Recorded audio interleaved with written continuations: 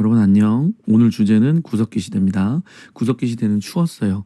그러다 보니 사람들도 동물들도 추위에 견디기 위해서 무언가를 해야 했습니다. 그래서 동물은 지방을 축적했고 털로 무장했습니다. 사람들은 어땠을까요? 추우니까 뭐라도 걸쳐야겠죠? 당연히 동물의 털이 매력적으로 보였을 겁니다. 배가 고프니 먹을 것도 필요했고요. 그럼 선택지는 뭐다? 네, 동물을 사냥합니다. 고기는 먹고 털과 가죽은 벗겨서 옷으로 입습니다. 사냥은 혼자 하기 힘드니 여러 사람이 필요했습니다. 그래서 자연스럽게 무리 생활이 시작됐습니다. 물론 사냥의 경험 많은 리더는 있었지만 지배계급이 없는 평등한 사회였습니다. 근데 사냥은 매번 성공할 수 없잖아요. 그렇다고 사냥 실패한 날은 쫄쫄 굶을 수도 없는 노릇이고, 그래서 사람들은 열매나 풀뿌리를 채집하면서 생활했습니다. 하지만 사냥감이나 열매, 풀뿌리 같은 것도 한 곳에 무한정 있는 게 아니잖아요. 그러니 사람들은 사냥감과 먹을 것을 찾아서 이동해야 했습니다. 그럼 구석기 시대 사람들은 어디에서 살았을까요? 주로 동굴을 찾아 그곳에 머물렀고요. 사냥감이 잘 잡히길 바라는 마음에서 벽화를 남기기도 했습니다. 동굴도 찾기 귀찮은 그냥 태어난 김에 사는 사람들은 그냥 큰 바위 그늘 밑에서 살았고요. 막집을 지어서 거주하는 사람들도 있었습니다.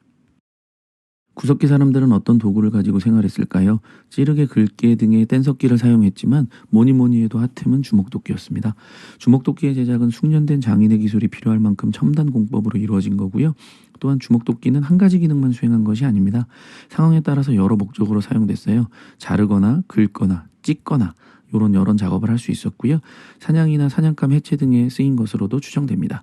재미난 사실은 주먹도끼가 서구권에서만 발견돼 가지고요. 모비우스라는 학자가 서구의 주먹도끼 문화권, 동아시아는 그보다 한 수 아래인 집게 문화권으로 분류했던 학설이 지배적이었는데, 우리나라 연천 전곡리에서 아슐리안 계통의 주먹도끼가 발견되면서 모비우스의 학설이 폐기되는 데 결정적인 역할을 하게 됩니다.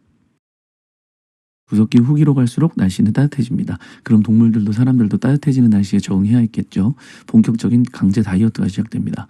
동물이든 사람이든 지방을 축적하면 더우니까 점점 날씬해져야 됐어요. 동물들은 자꾸 날렵해져서 사냥은 점점 어려워집니다. 주먹도끼를 가지고는 사냥이 힘들어졌어요. 사람들이 내린 처방은 무엇이었을까요? 나무나 뼈에 연결하는 이음 도구인 순배찌르개를 만들어 사냥했습니다. 이 시기를 구석기에서 신석기로 넘어가는 과도기적 성격으로 중석기 시대라고 부르니 참고하세요. 우리나라의 구석기는 어땠을까요? 우리나라는 약 70만 년 전에 구석기 시대가 시작됐고요. 이것은 단양 금굴 유적에서 확인할 수 있습니다.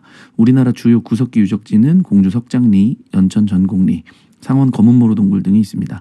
또한 사냥감의 번성, 사냥의 성공, 사람의 안전을 기원하는 주술적인 의미를 가진 동물의 뼈나 뿔을 활용한 예술품이 발견됩니다.